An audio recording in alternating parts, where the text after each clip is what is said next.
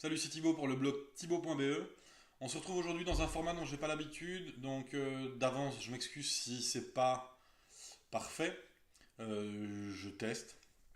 Donc on se retrouve aujourd'hui dans un format vidéo où je vais vous présenter en fait mon workflow Evernote.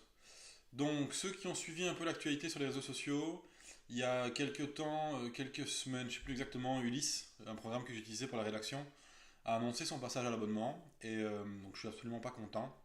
Je vous mettrai les liens dans les notes de la vidéo pour vous expliquer, enfin, vers l'article de blog qui explique le pourquoi je suis pas content. Et donc, ça m'a permis de réintroduire Evernote que j'utilisais toujours, mais plus en tâche de fond à l'avant-plan de mon workflow, on va dire ça comme ça. Et de me rendre compte à quel point en fait ce programme est ultra complet dans ce que j'ai besoin. Et donc c'était l'occasion un peu de vous montrer comment je travaillais et comment je retravaille avec Evernote et de vous présenter mon workflow. Avant de passer directement sur l'ordi, on va se retrouver dans une autre façon de filmer où je vais vous montrer un peu les principes de base de ce workflow. Et puis je vous reprends sur l'ordinateur et je vous montrerai à quoi ressemble mon Evernote. Donc voilà, une feuille blanche et un stiff. Je vais vous expliquer un peu comment j'ai piqué 2-3 principes à la méthode GTD pour les intégrer dans Evernote. Et donc en fait, j'utilise donc les deux grands principes. Le premier, c'est la collecte. Donc je collecte à peu près toutes les informations dans mon carnet Evernote, dans un carnet que j'ai appelé .inbox, et vous verrez pourquoi. Tout simplement en fait parce que comme ça, il est le premier de la liste. Donc ici, on va vraiment faire rentrer absolument tous les documents que je veux sauvegarder. Donc du texte, de l'audio, pour le podcast par exemple, du scan, des photos, etc. Donc vraiment tout ce que j'ai envie de collecter va se retrouver ici en inbox. Une fois dans la inbox, je vais d'abord passer par un stade de pré-traitement où je vais appliquer des mots-clés. Donc les mots-clés en fait c'est assez simple, j'utilise des mots-clés pour plusieurs choses. Donc premièrement, pour catégoriser, donc par exemple j'ai un carnet rédaction, dedans je vais avoir des mots-clés par rapport au site web avec lequel je travaille, mais aussi pour appliquer des priorités ou des états. Et donc par exemple si c'est une idée de blog, elle aura dans un premier temps les mots-clés idée, hop, et affaire. Voilà. Mais une fois que j'aurai commencé à la traiter, hop, le mot-clé deviendra en cours, etc. Mais ça, je vous montrerai directement dans Evernote, ce sera plus simple. Une fois que c'est fait, je déplace les notes dans différents carnets. Ces carnets, en fait, vont être les endroits où vont être stockées les notes, sauf pour les articles de blog, où là, il y a un carnet supplémentaire, c'est-à-dire qu'une fois que l'article est terminé, lui, il file dans un carnet archive. Idem par exemple avec des to-do list, avec des planifications ou autres. Une fois que je n'ai plus besoin de ça, ça file dans les archives parce que ça n'a plus à être dans le carnet auquel je le traite. Et donc en fait, l'idée c'est de collecter un maximum d'informations, de les trier, de les ranger. Mais dans les carnets, une fois que c'est terminé, une fois que l'action est terminée, ici, on archive. Comme ça, j'ai toujours une trace de cette note. Je peux toujours la rechercher parce qu'elle est indexée, y compris un PDF ou autre. Et les carnets, en fait, sont des mini-inbox selon les thématiques. Mais ça, je ne vous en dis pas plus long. On se retrouve directement sur le PC et dans Evernote. Comme ça, je vous montre à quoi ça ressemble. Voilà, donc on se retrouve sur le Mac. Où on va découvrir donc le workflow que je vous ai montré en image, directement intégré dans Evernote. Donc, comme je vous montrais ici, donc j'ai différents carnets de notes. Donc, comme je vous expliquais, j'ai mon premier carnet qui est de la inbox. Ensuite, j'ai mon carnet archive. J'ai un carnet que moi j'appelle curation. En fait, c'est un carnet dans lequel je vais stocker toute une série de liens qui vont me permettre à faire les newsletters du dimanche. D'ailleurs, si ça vous intéresse, tous les dimanches, je vous fais une newsletter avec 5 ou 6 liens que j'ai glanés au fil de mes lectures de la semaine et qui me semblent intéressants à partager. Et ensuite, je mets les 3 liens des articles du blog qui sont publiés. Et donc, ça paraît tous les dimanches vers 11h30 ou 17h, je ne sais plus. 17h. Donc je stocke ces liens-là, je les regarde un petit peu à peu de choses près, et ensuite je les exporte dans MailChimp, et je vous fais une newsletter qui part le dimanche. J'ai un carnet qui s'appelle Idées ici, qui est en fait c'est le carnet que je vais utiliser en fait pour stocker toutes les idées d'articles que je pourrais faire. Tous ne vont pas aller jusqu'au stade de l'article, mais ça peut arriver parfois. Je je pense à quelque chose, je vais le noter en inbox, puis je vais le mettre dans l'idée sans savoir si je vais le traiter un jour ou l'autre, mais il est là, il est dedans, et si à un moment, ben voilà, je me rends compte qu'après quelques recherches ou autres, ça devient intéressant, si j'ai glané quelques infos, ben à ce moment-là, il va passer dans le carnet ici, qui s'appelle Thibaut 2D comme le nom de domaine, où là, il va être considéré comme un article, une vidéo, un podcast, et donc il va être travaillé comme de cette façon-là. J'ai aussi un carnet journal qui est le plus récent. En fait, je suis en train de tester Evernote pour prendre des notes durant mes vacances et pour remplacer Day One. En fait, l'idée à terme, c'est de supprimer l'abonnement Day One pour n'avoir que l'abonnement Evernote qui me permet en fait de tout centraliser dans Evernote. Je sais que certains diront que c'est pas une bonne chose de tout centraliser, mais pour moi, ça me paraît. Voilà, pour moi, ça me convient pour le moment. Je dis pas qu'un jour je ne chercherai pas une solution, mais voilà, je suis satisfait de ça. Le carnet modèle, c'est là où en fait je vais créer des notes que je vais réutiliser. Donc c'est vraiment un modèle. Donc par exemple, pour mes notes de réunion au boulot, j'ai créé un modèle type pour chaque réunion. Et en fait, je fais simplement un copier dans le carnet pro d'un modèle. Et en fait, je peux travailler à partir de là pour préparer mes réunions, pour prendre mes notes de réunion ou autres. Je fais pareil pour les articles de blog. J'ai des schémas avec, qui sont balisés Markdown. Je fais un copier-coller, etc. Mais ça, je vous montrerai. Le carnet perso, donc c'est un carnet que je reviens de créer, qui est une sorte d'archive personnelle. Donc c'est des notes, j'arrive pas encore très bien défini ce carnet-là, donc je ne vais pas trop en parler, mais c'est des notes à ce moment-là dont je vais avoir besoin, mais que je n'ai pas spécialement envie de mettre dans les archives pour les rechercher plus facilement. Enfin bref, c'est un carnet un peu bizarre pour le moment. J'ai ma pile pro ici qui va regrouper trois carnets. Donc ça va être dans lesquels il n'y a pas de notes, ça va être deux cours que je vais suivre bientôt. Et alors ça c'est mon carnet de notes professionnel par rapport aux notes pro. Scanner Pro, ben, c'est un truc que je vais supprimer d'ailleurs parce que ça m'énerve. En fait, l'idée c'est l'application, donc Scanner Pro a créé un dossier, il scanne le dossier dedans, ça m'intéresse pas. Moi, quand je fais un scanning, il arrive dans l'inbox pour être traité après. Et Thibaut, ben, donc ça c'est le carnet des articles qui sont en cours. Donc que ce soit un billet blog, un billet pour tcarea.fr, que ce soit un billet pour le podcast ou des notes pour une future vidéo. Et donc tout est là. On peut ouvrir d'ailleurs, et vous voyez ici en fait, donc ça c'est les articles qui sont en cours. Je suis pas obligé d'aller dans le. Donc c'est les articles qui vont être à traiter sur le blog. Je reviendrai après, je vais pas, on va y aller étape par étape. Donc ici, donc, dans l'interface Evernote, donc vous avez ici vos raccourcis qui peuvent être des carnets ou des mots-clés. Vous avez ici les 5 dernières notes récentes, vous avez ici le raccourci pour toutes vos notes, le raccourci pour vos carnets de notes, le raccourci pour vos étiquettes. Vous voyez, moi j'ai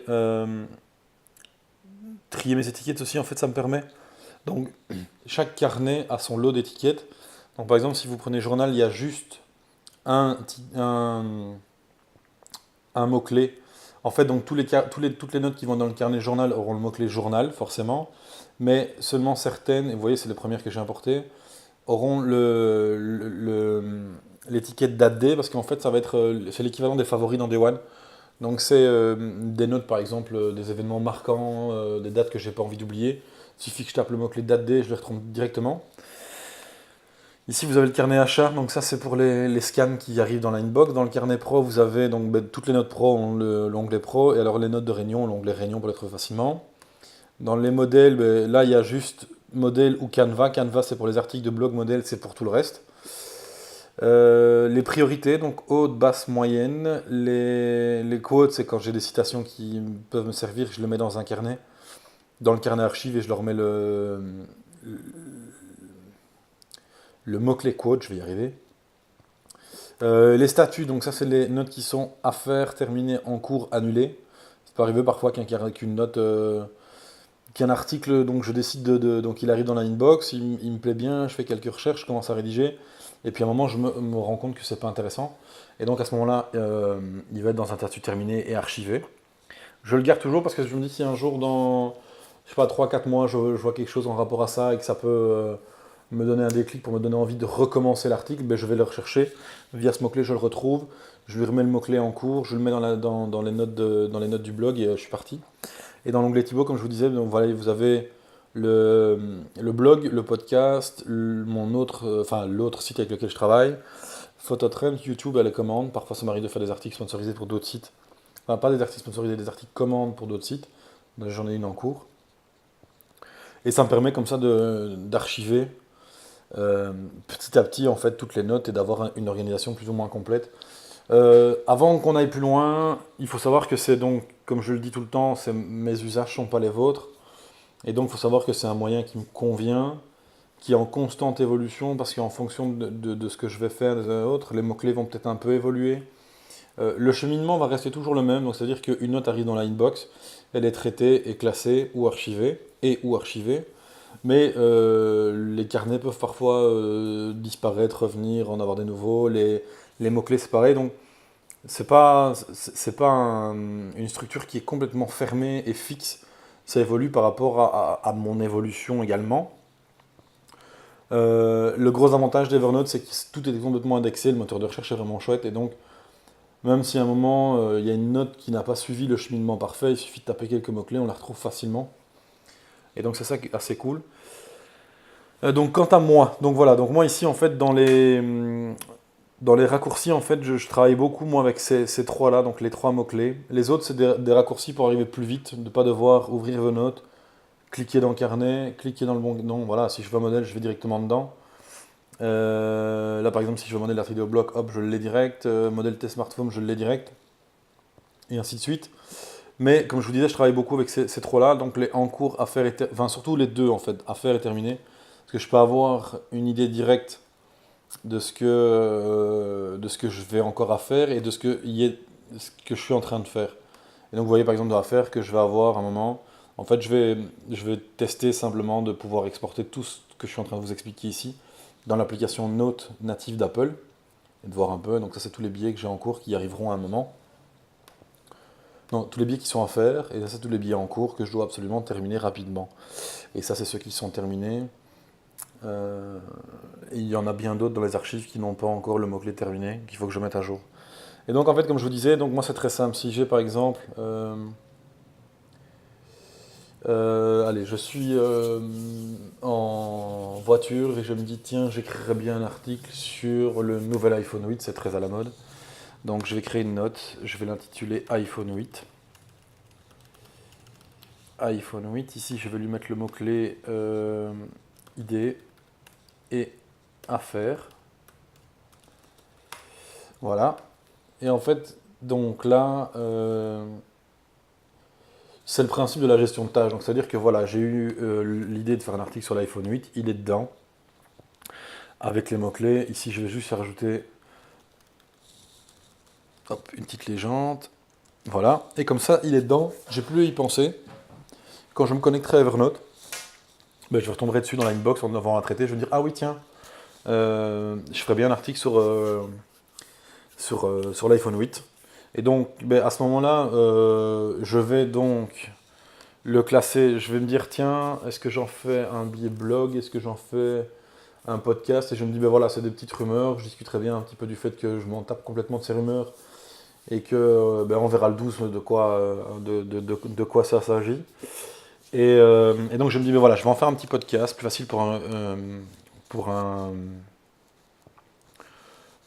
billet d'humeur. Et donc voilà, donc c'est plus une idée parce que j'ai décidé de la traiter. Donc je vais supprimer le filtre idée. Ça reste à faire parce que j'ai pas encore commencé, c'est un podcast. Et donc ça va aller dans le carnet hop, Thibaut qui regroupe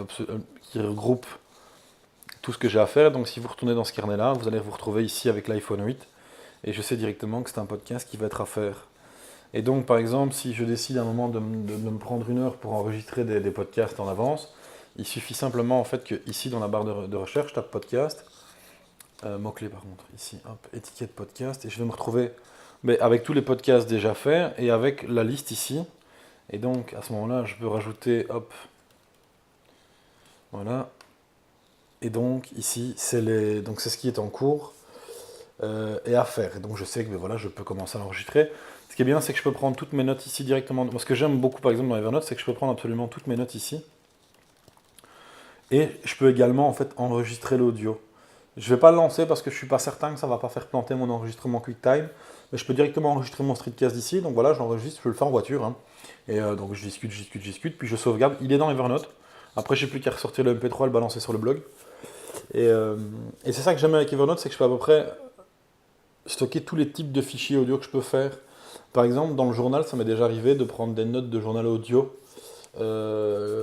parce que je suis en voiture, je pense à des choses qu'il ne faut pas que j'oublie par rapport à une journée de vacances ou autre, j'ai pas le temps de les écrire, et ben je vais les enregistrer et je vais les stocker dans Evernote.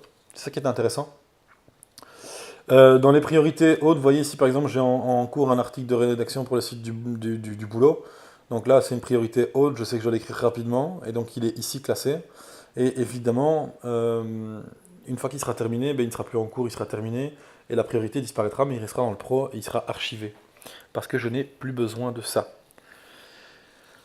Je crois qu'on a à peu près fait le tour, j'ai pas l'impression de pouvoir vous redire beaucoup plus que ça. Par contre, on va peut-être clôturer ce billet. Je vais vous reprendre un peu face caméra pour qu'on clôture un peu.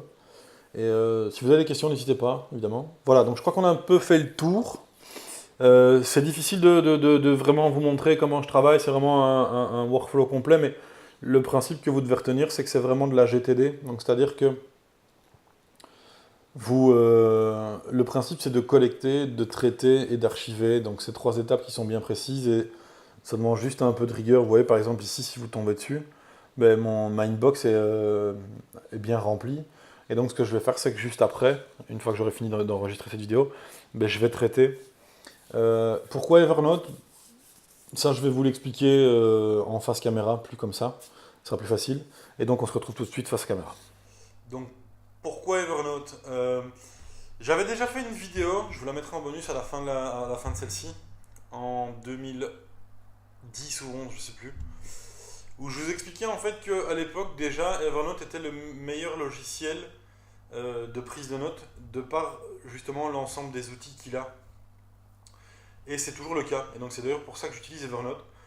Et que je réutilise Evernote avec plaisir, c'est que je me rends compte en fait que Ulysse, malgré ses problèmes d'abonnement, est un excellent logiciel de prise de notes. Mais il ne fait que ça. Il fait du texte, donc il fait ça très bien, mais il ne fait que ça.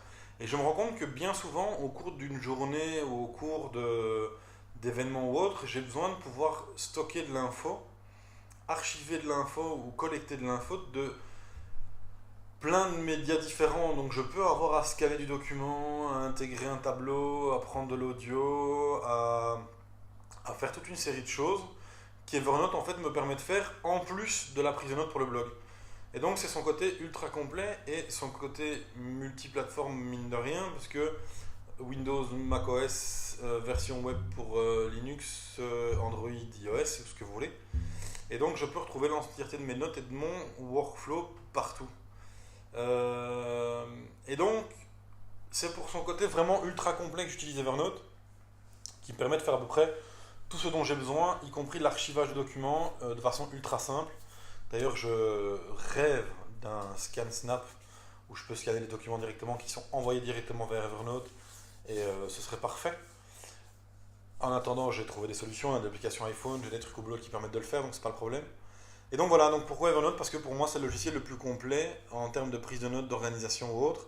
C'est clair que certaines personnes vont lui reprocher d'avoir ce côté usine à gaz, et c'est sûr, il est tellement complet qu'il en devient une usine à gaz, mais c'est quelque chose qu'on peut adapter parfaitement à son workflow et que je trouve hyper intéressant. Et donc si vous cherchez un logiciel de collecte d'informations plus que de prise de notes, je vous conseille fortement Evernote.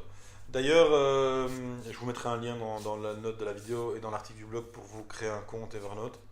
Ça me fait gagner des points sur la communauté Evernote, donc ce qui permet d'avoir accès à des formations ou autres. Donc si vous voulez vous créer un compte, n'hésitez pas à cliquer sur le lien, ça m'intéresserait, ce serait cool. Et donc je ne vais pas faire plus long parce que je pense qu'on est déjà parti sur une vidéo qui fait à peu près 15-20 minutes. C'est déjà long. Si vous avez des questions, vous n'hésitez pas dans les commentaires de la vidéo ou sur les commentaires du blog à venir me poser toutes les questions que vous voulez.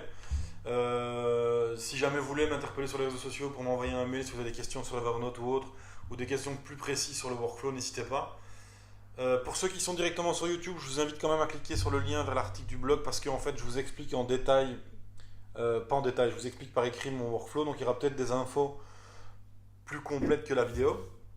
Et donc j'espère que ce format vous a plu, j'espère revenir très rapidement pour d'autres vidéos, et voilà, je vous dis ciao à tous.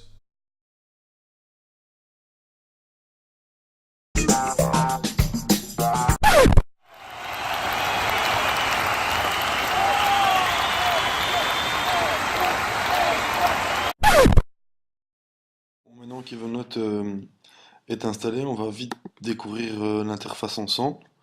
Donc j'ai longtemps utilisé Evernote sous Windows et je dois admettre que la présentation est identique, donc ça ne perturbera pas les utilisateurs non Mac. Donc si on jette un coup d'œil rapidement, ici on retrouve les différents carnets de notes.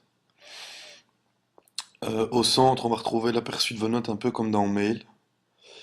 Et ici, à droite, on va retrouver votre note que vous pouvez modifier à votre guise. Donc voilà. Ensuite, on a la barre de menu qui regroupe les différentes options. Donc ici, on a l'option synchroniser, la galerie qui permet de rajouter des extensions et autres plugins que je mettrai dans le papier qui suit. Ici, le bouton rajouter une nouvelle note. Ça, c'est permettre de prendre une prise de notes via la webcam, supprimer, afficher toutes les notes, envoyer par email. Et alors ici, on a les différentes options d'affichage qui vous sont offertes. Donc on a celle-ci qui est pour moi mon préféré, ou alors on a la version par onglet, par miniature, pardon. Et donc ensuite, on va rajouter une nouvelle note. Donc en fait, ici, les notes sont vraiment personnalisables. Donc on peut y rajouter son titre, on peut le classer dans les notebooks comme je vous expliquais ici. On peut définir une URL, on peut rajouter une étiquette et ensuite taper sa note.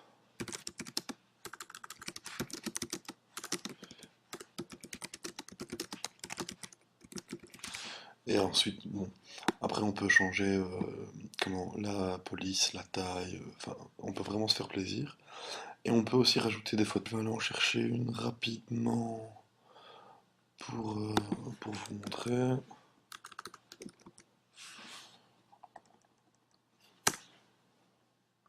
Donc on prend celle-ci par exemple, clac, on la rajoute. Ok, et elle apparaît. Donc voilà, on peut aussi, grâce aux applications mobiles, prendre des notes audio comme celle-ci. Test de la prise de notes. Test de la prise de notes audio dans Donc ça c'est Evernote très mobile. pratique quand vous êtes en bagnole. Quand on pense à un truc en voiture et qu'on décide de prendre note, on sort le micro, on enregistre, on synchronise, on retrouve tout. Et donc c'est vraiment pour moi un logiciel qui permet de prendre des notes de tout et de rien, de tout synchroniser parce que via différents plugins sur les différents navigateurs, on peut capturer des pages web, on peut on peut transférer ses mails dans Evernote quand on pense à quelque chose, donc on peut vraiment synchroniser l'ensemble de ces notes ici et les retrouver un peu sur toutes les plateformes existantes, comme je le mets dans le papier. Evernote existe sous Windows, sous Mac, sous Linux, je pense, sur BlackBerry, sur iPhone, sur Android, sur Xperia, enfin, sur Windows Mobile. Donc on peut vraiment s'en servir comme centralisation des notes et bosser sur toutes les machines que l'on désire, quoi. Donc c'est vraiment un programme hyper intéressant et qui plus est gratuit. Donc voilà, c'était la petite présentation d'Evernote. La suite dans le papier juste en dessous.